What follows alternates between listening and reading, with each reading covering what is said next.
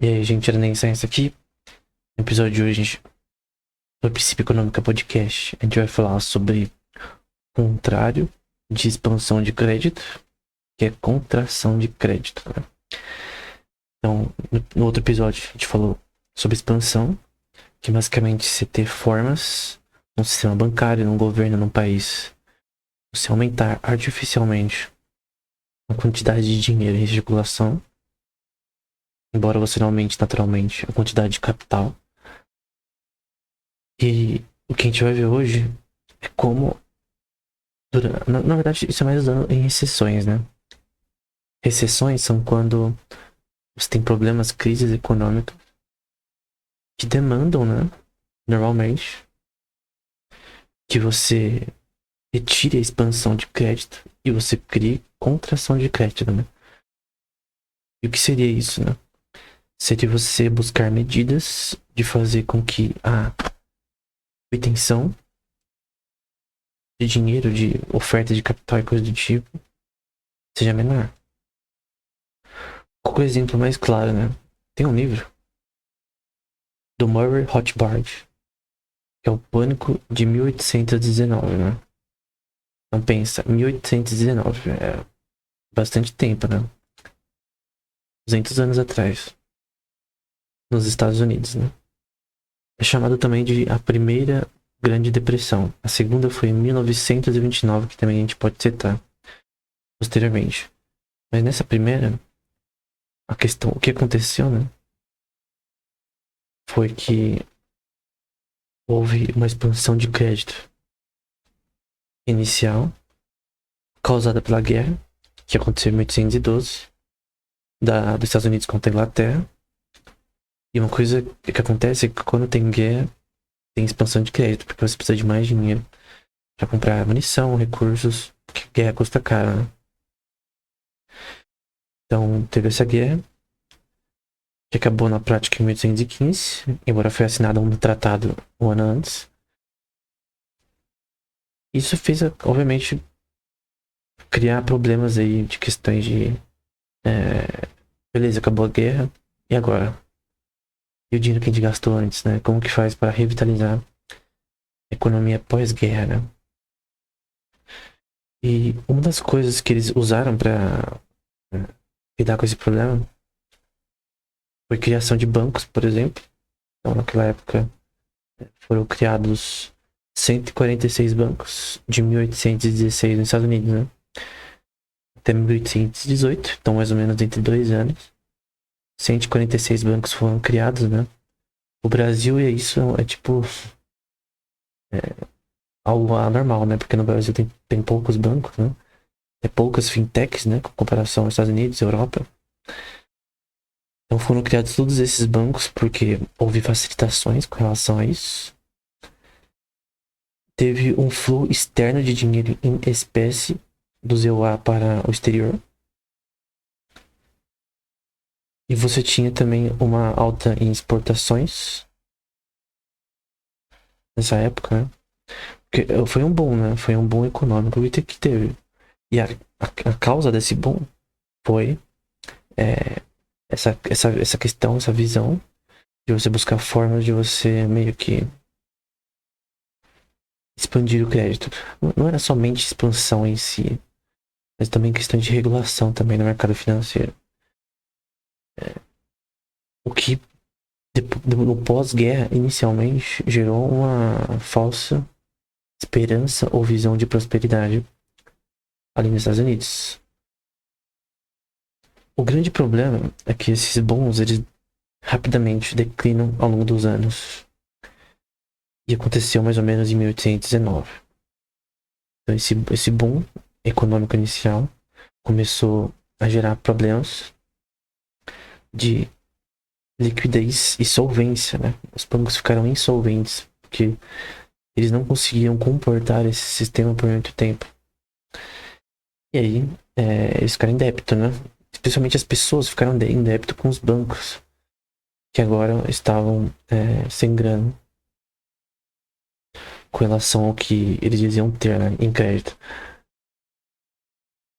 E obviamente se criou várias questões com relação à falta de emprego, porque você tem menos oferta por capital, então o empreendedor ele vai ter menos possibilidade de conseguir empréstimos para manter seu capital de giro, seu negócio funcionando e coisas do tipo, para comprar maquinário, para tudo.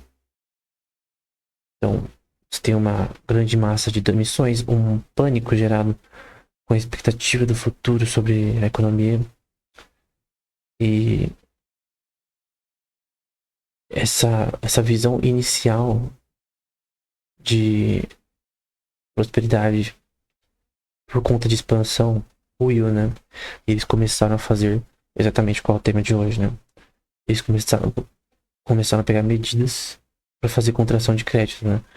Tentar visar formas de controlar os problemas gerados por essa forma de criar prosperidade econômica artificial, né?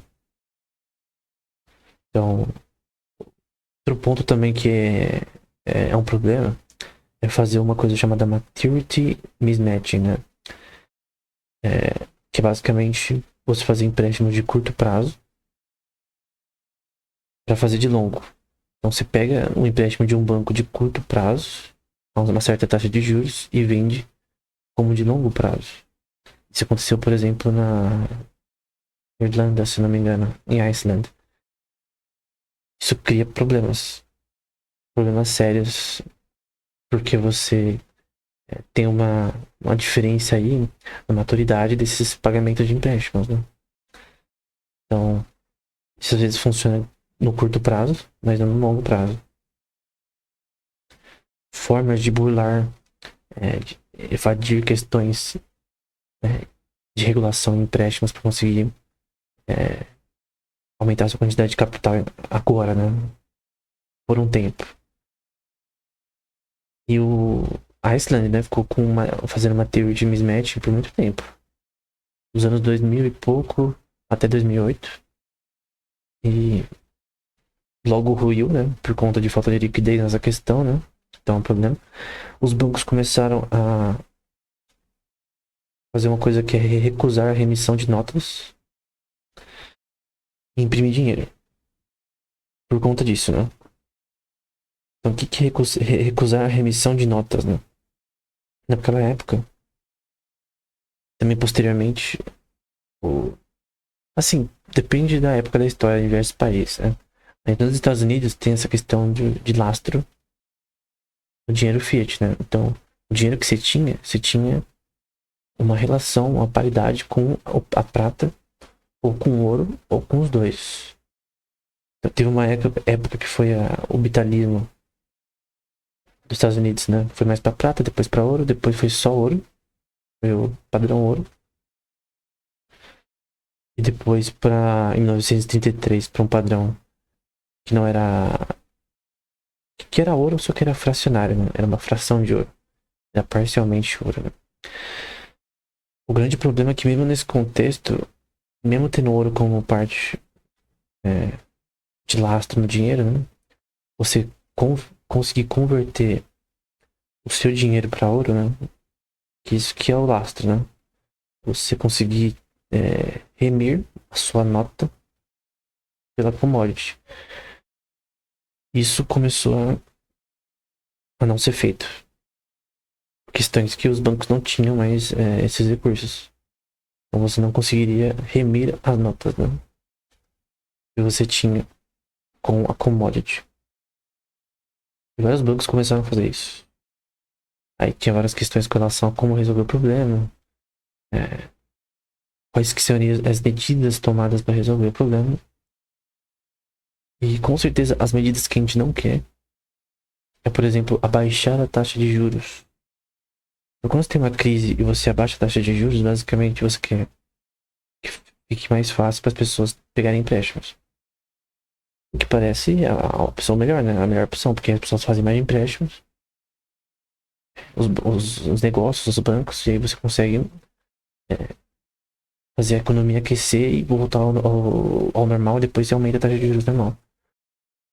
O problema é que isso, feito de forma artificial, porque a taxa de juros ela tem uma base em preferência temporal, né?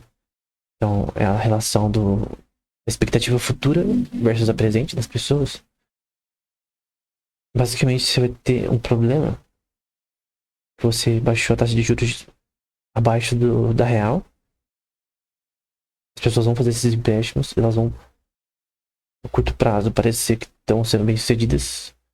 Só que isso vai criar um problema que elas vão fazer empréstimos, pegar empréstimos, né, sem tanta... com tanta facilidade que vai criar problemas de gerenciamento desse investimento. Então, aquele investimento que você nunca faria a 10% de taxa de juros, você vai fazer com a 1%, 2%, 0,5%. E isso é um problema. Tem que ter os juros, né? Obviamente os juros não pode ser negativo. Tem que ter juros. O cara que oferta o dinheiro dele,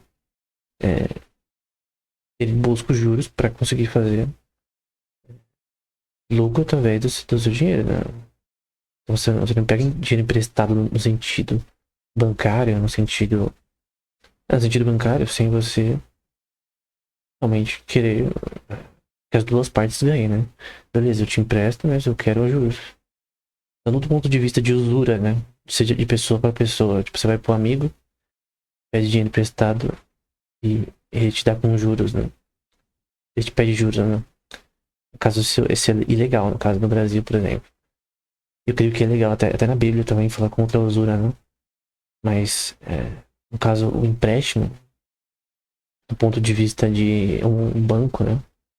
Ou algo do tipo, ele busca, obviamente, os juros, né? Porque você quer que ambas as partes sejam beneficiadas por essa transação. Senão, eu não empresto, no caso. A questão da oferta do capital. Feita por um banco, por exemplo. Uma instituição de financiamentos. Só que o problema é que quando a taxa de juros está abaixo da real, você abaixa ela de forma contrária à expectativa futura. Então o mercado está em recessão. Você quer que fique mais, piorar o problema, você abaixa a taxa de juros. O que você tem que fazer, o que eles fizeram nessa crise de 1819, é aumentar a taxa de juros para que as pessoas não façam besteira com o seu dinheiro, né? Que basicamente você vai ter empréstimos que não vão ser pagos. E esse é o problema. Então, você tem que aumentar a taxa de juros, normalmente é uma das decisões mais básicas de contração de crédito. Outra forma de contração de crédito é você impedir formas desreguladas, né, de empréstimos. Então, por exemplo, como eu falei, uma theory de mismatching, você não pode fazer isso, permitir isso de uma forma desenfreada, né? Fazer empréstimos de curto prazo para pegar empréstimos de curto prazo para fazer de longo. E obviamente você tem que buscar não imprimir dinheiro, né? Seria uma atitude idiota. E permitir o pagamento em espécie naquela época.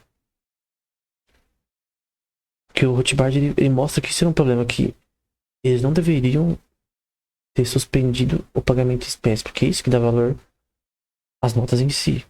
Então, quando você suspende isso, basicamente, você está criando uma medida de não fazer seu dinheiro ter valor, no caso de um dinheiro que tem lastro, né? Então, como que... Aí a pessoa pode perguntar, mas hoje em dia nenhuma moeda tem lastro. Então, é isso que gera o caos atual de taxas de câmbio, né? Que as taxas de câmbio estão com flutuações tão diferentes umas das outras, né? Que se eu pegar o meu salário e for nos Estados Unidos, eu não vou ter o mesmo poder de compra que alguém que tem um salário nos Estados Unidos. Ou na Europa, por exemplo. Por questões de taxa de câmbio, né? É por isso que Von Hayek pede dessa questão, né? Ele tem essa visão de que a moeda internacional deveria ser o ouro prata, como sempre foi. Se tem uma moeda que não é tão controlável, que não é sujeita a tanta inflação, se você colocar ela em condições corretas, onde você não imprime mais do que o necessário, né? Onde você, quando eu digo imprime, você tem como controlar na casa da moeda a quantidade de moedas de prata e ouro que saem, né? Ou do lastro, né? Se você está emitindo notas, né, do lastro, Lastro não, né? Das notas que você tá imprimindo, tem lastro no caso, né? Se você imprimir mais da quantidade de ouro que você tem em reservas, né? Basicamente, seu lastro vira um lastro parcial, né? Então o valor da nota tem menos. Você não consegue remir a mesma quantidade de ouro em espécie ou prata que antes. Então o problema é que esses bancos nessa época, né? Suspenderam isso, né? Então, e esse era o problema. Teve também uma criação maior de bancos estatais, criação de tarifas e subsídios na agricultura para proteger o mercado nacional com relação ao mercado externo. E não havia um foco em poupança, né? E sim em investimentos, né? Que é o contrário do que diz a teoria de ciclos econômicos de Von Mises, né? E do Hayek. Então, o ponto é que o grande erro em recessões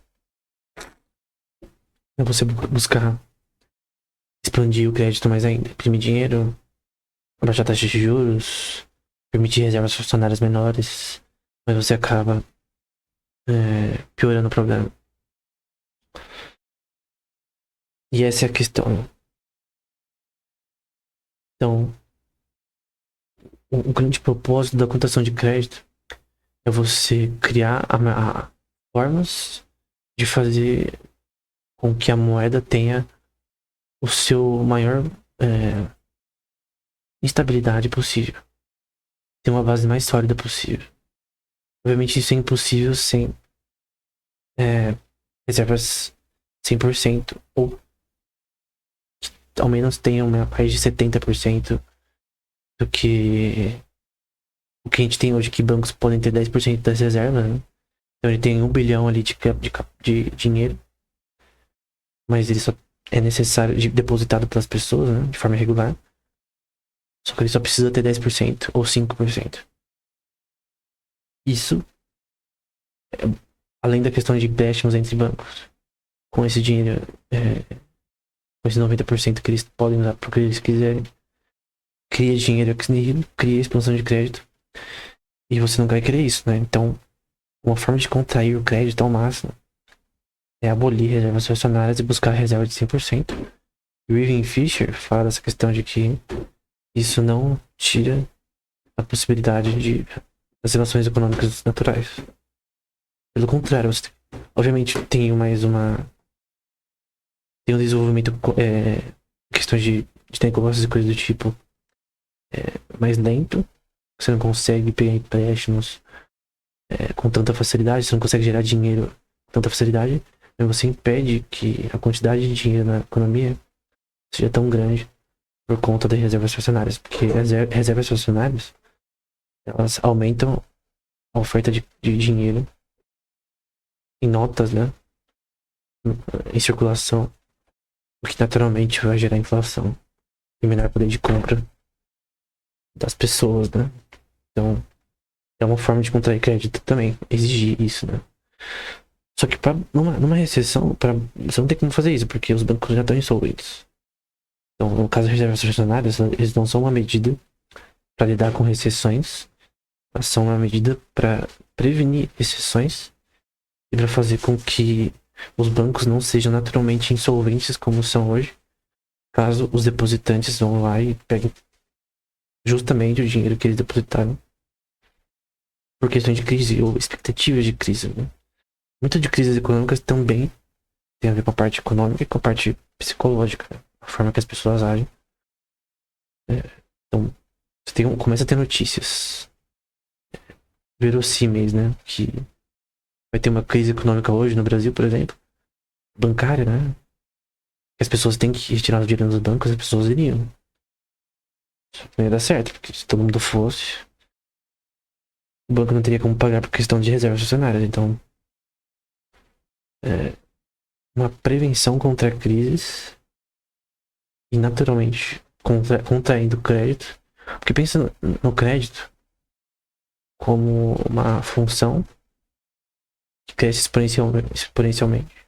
E com a contração você cria uma estrutura côncava, né? você diminui, né, a oferta de capital a oferta de capital é uma palavra feia, né? A oferta de dinheiro. Porque dinheiro não é capital. A oferta de dinheiro, né? Em fiat, né? Em circulação, né? O que você consegue controlar um pouco mais a inflação e poder de compra dessa moeda, né? Então, reservas estacionárias são. Se você conseguir ter uma reserva de 100%, poderia dar facilidade nessa questão. Tem até um livro do Rothbard que fala sobre isso, né? E ele não fala só reserva 100% como o Fischer. Ele fala reserva 100% de ouro. Obviamente, só isso não é o suficiente. Porque tem essa questão que o Von Hayek fala, que é testado, já foi testado já, parece que na Suíça, e teve outro país também, eu vou tentar achar aqui. Tem um livro que eu fiz a resenha, que o Hayek fala sobre isso, de que, obviamente, o ouro e a prata geram inflação, com relação à sua abundância em certos ciclos que ele tem, com relação de mineração e coisa do tipo. Então, a própria Adam Smith, se não me engano, fala sobre como na descoberta do Novo Mundo, né, das Américas, que a oferta pro ouro cresceu muito. Por quê? Porque tinha muito ouro nas Américas, comparado com o que tinha antes na Europa. Prata, por um tempo, gerou inflação do caramba. Porque você tinha mais ouro e prata lá em abundância. Então, a escassez virou abundância. Como que se resolve o problema quando isso acontece?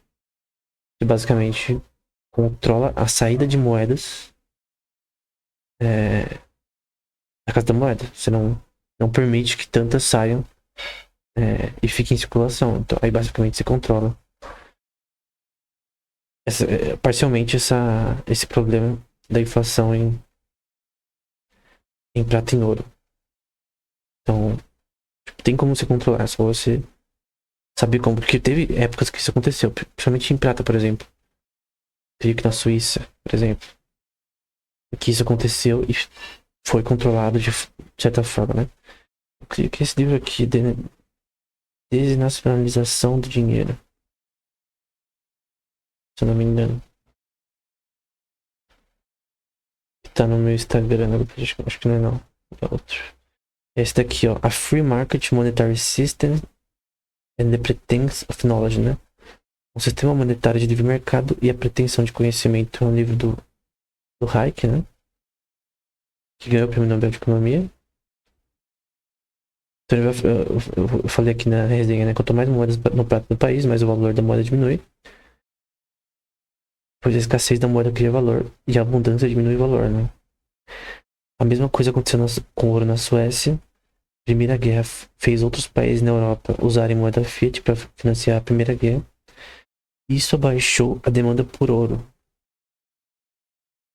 Então, a demanda por ouro abaixou e isso afetou eles diretamente na Suécia, né? Não é na Suíça, na Suécia. E aí, para controlar essa questão, eles pararam, né, a livre produção da moeda nacional e controlaram o valor para estar acima da substância metálica presente nela. Então, como eles controlaram o quanto de moedas eles soltavam, né, que é o país que produz, o que de fato vai ter valor ali, basicamente você controlava a possível inflação sobre elas e alterações na questão de demanda que aconteceram por muitos países saírem do lastro no ouro, né? Por conta da Primeira Guerra. Então, tem como você resolver o problema. É só você saber como você lida quando eles aparecem, né? Se você tem um padrão ouro ou um padrão prata. Qualquer padrão é melhor que papel. Com certeza, né? Poderia ser platina, não importa. Tem que ser uma commodity que as pessoas reconhecem como uma forma de valor. As pessoas pensam da commodity também é importante. Não é só a commodity em si. Não é que o ouro tem valor em si. Ex nihilo.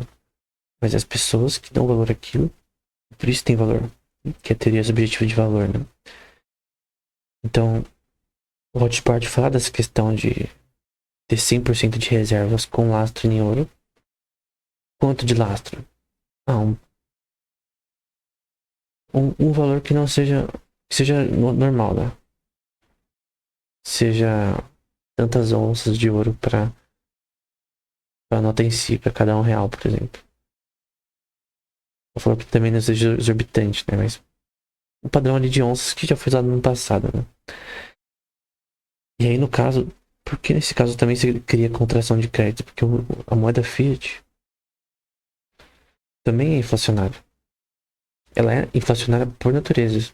Como aconteceu na França em eras pré-napoleônicas, em que você teve uma crise na França causada pela moeda fiat, né? Então, uma forma de contrair crédito também é você usar moedas com lastro em ouro e prata. Por que a gente não tem lastro em ouro e prata hoje? Por causa da Primeira e da Segunda Guerra Mundial. Essa foi a razão. Teve uma época que eles precisavam muito de dinheiro, precisaram voltar para moeda fiat, e aí não teve como voltar atrás, né? Até porque é um benefício para o governo ter moeda fiat. Porque ela produz mais dinheiro, né? Expande mais o crédito que eles podem usar. Isso é bom pro curto prazo, né? Longo prazo dá problema isso, né? Então você vai ver várias recessões e crises que foram causadas por medidas causadas por guerras.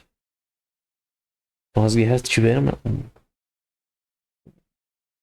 uma, uma parcela de culpa em causa, né? Em efeito, na razão porque a gente tem a moeda fiat hoje como base monetária de todas as economias do mundo atualmente, né? Tem como você contrair o crédito dessa forma, uma forma mais difícil. Porque mesmo se um país falar, eu vou usar lastro em ouro, os outros países vão continuar usando moeda fiat. E você perde nessa questão, porque você vai perder em relação às outras moedas.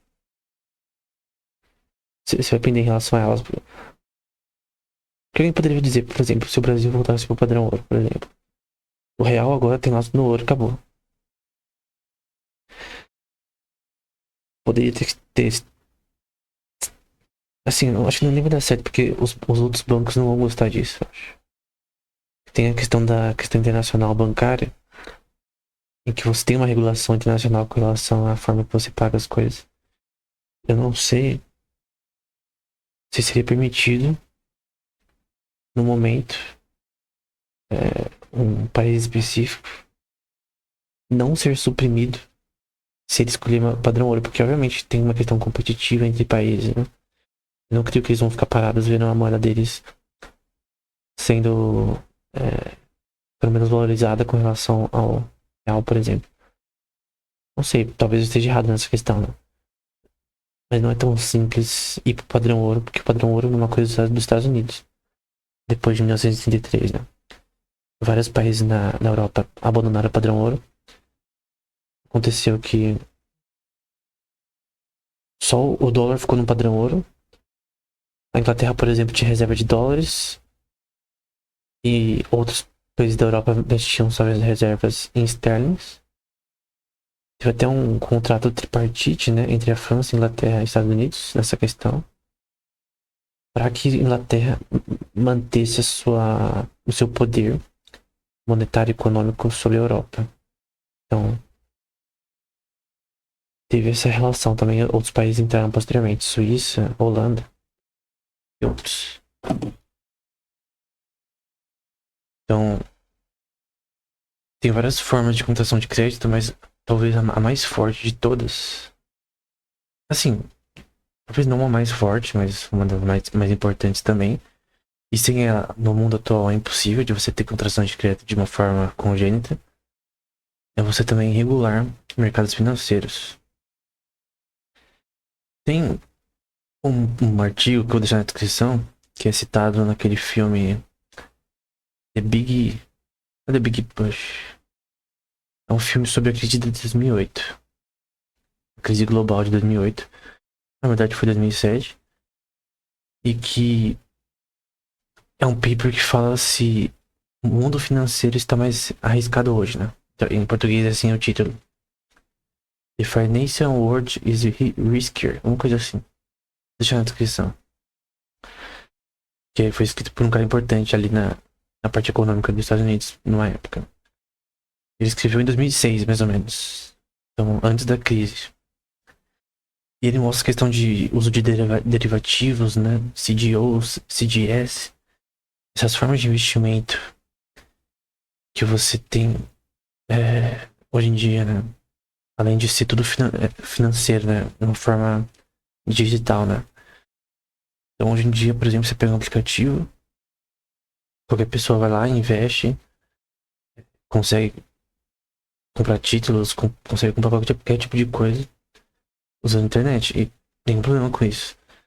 Tem bots também que fazem isso automaticamente para pessoa ou para grupos financeiros. O grande problema são diversos tipos de instrumentos de securities que são diferentes do dia do passado. Você tem muita coisa hoje em dia. Tem tantas ferramentas de investimento hoje em dia. Não tô falando de software, tô falando de formas de investimento que nem todas são feitas de forma que é regulável do ponto de vista prático, né? Então, por exemplo, naquele paper fala essa questão de que realmente há mais problemas hoje em dia do aumento na parte de tecnologia que fazem mais fácil que as pessoas usem essas ferramentas para abusar delas, no caso, né?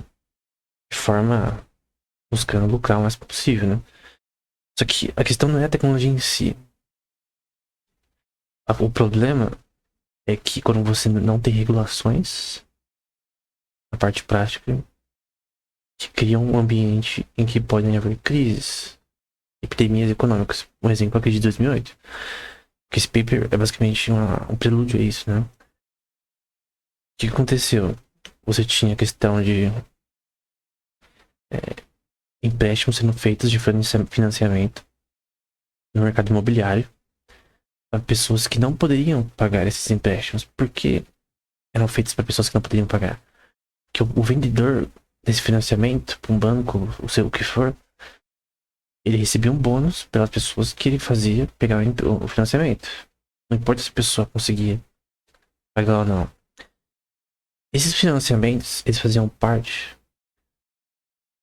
do que é usado pelos bancos, né, como forma de gerar ainda mais dinheiro com esse financiamento. Não só os juros que está sendo pago, não. Que essa promessa de pagamento para a pessoa comum que pegou o empréstimo imobiliário, ela é oferecida como forma de investimentos a qualquer pessoa no mundo que tenha acesso a um broker, um site, um aplicativo. E, por exemplo, tem CDOs, são Credit Debt Obligations, né? CDS, que é Credit Default Swap, que são várias, pensa numa caixa com vários componentes de financiamento, né? Uma promessa de pagamento. E que você está investindo naquilo, você ganha investindo naquilo a um certo tempo, né? Com certa maturidade. E tem essa questão de divisão de AAA, AA, B, Double B, que era a classificação feita por certas instituições de que certos investimentos, né, instrumentos financeiros, eram boas escolhas para investimentos seguros. Aí você meio que calcula o retorno de risco sobre o seu portfólio de investimentos em CDOs, em CDS, em diversos tipos de formas de investimentos que são chamadas de derivativos, né? Ou derivatives, que são criticadas naquele filme que eu citei. Esqueci o nome exatamente, mas eu vou tentar deixar na descrição também o filme. Então, o ponto é que isso também cria crédito. Ex nihilo, né? Que você tem um sistema, de repente tem todas as coisas que eu falei de contação de crédito, mas ele não tem uma regulação que faz, por exemplo, que investidores sejam enganados, porque você está dizendo que um tal investimento tem uma promessa quase 100%, AAA, né? De que aquele investimento vai ser pago. Aquele investimento, aquela promessa de pagamento, por exemplo, do financiamento imobiliário vai ser pago. Mas não foi. Por que não foi? Porque foi vendido para alguém que não consegue, não vai conseguir. Se faz as contas do salário da pessoa e tudo, não vai conseguir. Faziam isso por várias razões, porque questões que, no fim, os vendedores ganharam dinheiro por conta disso. Então, o problema central de tudo isso foi uma falta de regulação mesmo. E é uma coisa que acontece em recessões também. Para investigar as causas, eles conseguem. Eles tentam entender, né? O governo, principalmente. O que deveria ter regulado para não acontecer isso, né? Pelo menos um governo correto faria isso, né? Qual que foi a razão? Muitos ainda acreditam que a crise de 2008 foi causada pela expectativa ruim do futuro das pessoas. É uma questão psicológica, né? Isso é uma mentira. Foi causada por falta de regulação no mercado financeiro. E pelo todo o ecossistema econômico atual ser inflacionário. Expansão de crédito. Congênita, crônica. É até politicamente impossível você usar todos os métodos de contração de crédito que eu descrevi nesse vídeo, porque é impossível. Politicamente, né? Tem um livro do William W. Hutch chamado Political Impossible, com uma pergunta, né? E tem coisas que são politicamente impossíveis, que não vão ser aprovadas por mais que elas sejam racionais. É a melhor forma de se pensar economicamente. E até politicamente. Se você tem uma política econômica que é melhor pro governo, pro povo, para ambos, né? Obviamente você escolheria melhor, né? Se você estivesse diante de um rei e ele falasse: o que eu devo fazer para manter a prosperidade da minha nação? Não só para mim, mas para os meus filhos seguintes, né? Você falaria, então, tem várias questões que você tem que fazer, né? Uma delas, que é importante, contração de crédito. Tem que buscar formas de manter a saúde financeira do país mais sólida possível, buscando ao máximo desregular o sistema, abrindo o livre mercado e buscando ao máximo criar um ambiente mais favorável para comércio. Regulação é uma parte importante, é uma parte que o governo é essencial em regular. Só que essa regulação ela tem que ser sempre buscando livre mercado, obviamente. Sempre buscando a liberdade econômica. Então, por exemplo, alguém está cometendo fraude, o governo tem que ir lá e punir a pessoa. Agora, quem não tá fazendo fraude não tem que fazer nada. Ah, mas o cara tá ganhando dinheiro ali. Se for honestamente, o governo não tem que fazer nada. Não tem que punir com imposto, com nada. Você não pune quem faz a prosperidade da nação. Só um idiota taxa mais os ricos, porque isso cria o efeito contrário do que você quer. Então, é aquilo que não é visto, o que é visto que não é não visto no livro do Frederic Bastiat, por exemplo. Uma pessoa vê uma coisa, mas na verdade ela não sabe que ela está fazendo outra coisa. Então, a maioria do que as pessoas vê, por exemplo, tal tarifa na verdade quer proteger o mercado doméstico, né? Produtores nacionais. Mas o efeito é o contrário pro povo, né? É o que não é visto. Então, contração de crédito também envolve regulação por parte do governo em instrumentos financeiros, porque nesse caso que eu citei da crise de 2008, não foi tipo por conta de liberdade econômica ou tecnológica. Não tem nada a ver com isso. Pelo contrário, os instrumentos tecnológicos só permitem que transações sejam feitas com mais disponibilidade, né? Facilidade. O que é muito bom. As pessoas têm acesso a investimentos de uma forma mais fácil, né? o grande problema é quando você não permite que essas coisas surjam e não regulam de uma forma correta. Porque tinha discussão sobre derivativos antes, né? Só que ninguém fez nada a respeito porque não tinha dado problema. Então, só quando dá problema que as pessoas começam a ver que não tem como fazer isso, né? Então, basicamente, se você não tem um mercado regulado, você não é tipo regular demais. Precisa ver o que é justo e o que é injusto. Se tem um investimento sendo oferecido para pessoas, que é um investimento que é falso, né? Tipo, tá sendo dizendo que é AAA, mas na verdade é um investimento horrível. FFF, né? Aquela promessa de pagamento que eu tô investindo num CDO, que é uma promessa de pagamento associada a crédito, né? Porque o financiamento é um crédito. E aquilo não é pago, né? Então, obviamente, tem um gap fantasma de dinheiro ex nihilo sendo criado. Em que você tem todas as formas de contratação de crédito anteriores, mas esse mercado desregulado, você tem maturity mismatching, entre outras coisas, vai gerar expansão de crédito. Vai gerar dinheiro que não tem uma relação com o capital. Então o capital tá lá embaixo e o dinheiro tá lá em cima. Então você tem uma relação que não é. Que é muito grande, né? Que obviamente vai fazer você ter um dinheiro que não tem um poder de compra tão bom. Alguém pode dizer que contração de crédito cria falta de investimento, cria desemprego, coisa do tipo. Pelo contrário, a contração de crédito ela busca estar, né, no ambiente o máximo de liberdade econômica possível.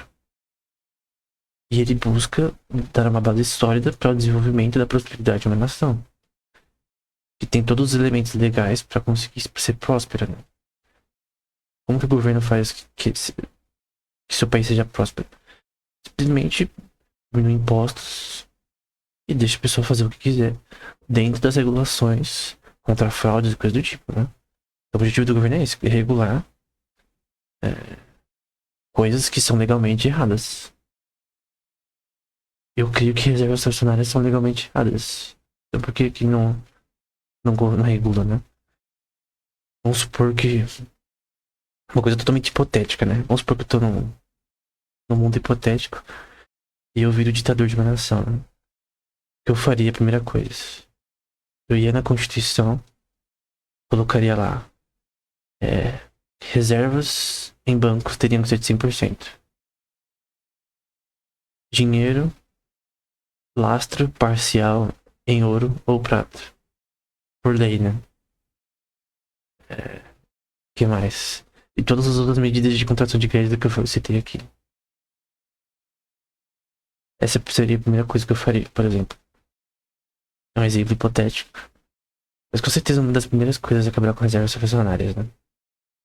Reservas fracionárias são um dos problemas principais e acabar com bancos centrais. Bancos centrais também são uma forma de expansão de crédito que o governo ele tem agora a opção de pegar empréstimo.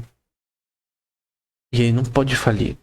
Um banco que não pode falir é literalmente a epítome da insolvência. Porque, no fim, você tá dando razão pra falir mesmo. Porque se não pode falir, então se ferre, se der certo, não. Porque, no fim, o Banco Central é o lender of last resort, né? É ele que vai ser a base pro sistema privado não falir. Então, se todos os bancos falirem, o Fed vai lá e ajuda todo mundo, como foi na crise de 2008. O que isso cria? Um band-aid. É um band-aid numa hemorragia interna. Vai resolver? Não. Vai aumentar o poder de compra da população? Não. Vai fazer os bancos serem solventes no futuro? Não. Vai criar uma prosperidade inicial? Sim. Mas vai ser duradoura? Não. Porque prosperidade duradoura sem recessões extremas, vem através de contração de crédito. Só que o problema é que na contração de crédito, você tem que produzir. Não adianta se só fazer negócio do papel e acabou. Tem que produzir. E só tem produção onde tem a oportunidade. Então o governo teria que também, além de colocar a questão de contração de crédito, afrouxar as rédeas econômicas, ter as questões de regulação legais e tudo, mas não tem tarifas, não tem impostos, impostos grandes aí de importação, não tem impostos crônicos altos demais. Como eu já disse várias vezes, você, na verdade tem formas de você cobrar menos impostos e arrecadar mais, por várias razões. Reduzir os gastos do Estado, mantendo um Estado forte ainda, com menos gastos. É uma questão administrativa. O Estado, como eu disse muitas vezes, é como se fosse uma empresa também. Você pode discordar, mas essa é a minha visão. Você administrar um Estado é como uma empresa. Você pode ver que qualquer estadista bom, eu não vou citar nomes aqui porque o que eu ia citar é um pouco odiado no momento, né? Por várias razões, mas com esse estadista, ele é basicamente um homem de negócios. Ele faz entrevistas, por exemplo, sobre vários temas e o cara sabe de tudo, né? O cara é um homem de negócios. Tem uma empresa que se chama a nação em si. Então, ele fez várias coisas horríveis recentemente, mas ele é um bom estadista, em questão do ponto de vista de administração econômica, né? Sendo imparcial aqui. Então, o ponto é que basicamente uma empresa. Tecnicamente, tem várias questões de administração que são similares a de uma empresa. É gerenciamento de pessoas. Política é gerenciamento de pessoas. É o que Bastiat diz, né? Política é a arte de gerenciar um grande número de pessoas. Seja numa prefeitura, seja num estado, num país, ou numa União Europeia. É gerenciar pessoas. E a políticas de gerenciamento de pessoas. Políticas econômicas com relação à forma que as pessoas agem. A resposta a isso também, né? Então, esse é o ponto central. Então, um bom político é um bom administrador. Então, um político que quer gastar menos, né? Na folha de pagamento, ter menos trabalhos públicos, basicamente vai querer que o Estado seja mais eficiente. Então, não é tirar poder do Estado, né? Pelo contrário, você tá fazendo ele ficar mais eficiente. Só que isso é politicamente possível? Não, né? Se o presidente vir e falar, eu vou diminuir o salário de todos os cargos públicos em 50%. O que você acha que vai acontecer? Uma rebelião. Ninguém vai apoiar esse presidente. Então, numa democracia, isso não funciona. As coisas são aprovadas de uma forma mais lenta, né? Então, não tem como você diminuir totalmente, assim, do nada, os gastos públicos, né? Mas eles são um problema. Gastos em segurança social e coisa do tipo. Então, dentro desse ambiente de contração de crédito que você tem que ter outras coisas em lugar, né? Além da regulação de mercados financeiros. Você tem que também ter não ter protecionismo, ter livre mercado no geral. O que é livre mercado? Você deixar os caras fazer o que eles têm que fazer. Se alguém tem uma indústria de algodão, você não vai ficar dando imposto pra atrapalhar a produção de algodão. Você vai deixar as coisas rodarem. Enfim. É basicamente isso. Até o Bastiat é relacionado a isso, se não me engano. A empresa do pai dele. Era com algodão, se não me engano. Não lembro exatamente. Mas é basicamente isso. Então, você tem que ter um sistema que também gaste menos. E aí, com todas essas questões, consiga uma administração pública mais eficiente. Ele consegue ainda fazer suas obras públicas e tudo que é necessário. Só que de uma forma mais eficiente. No geral é isso. Até o próximo episódio.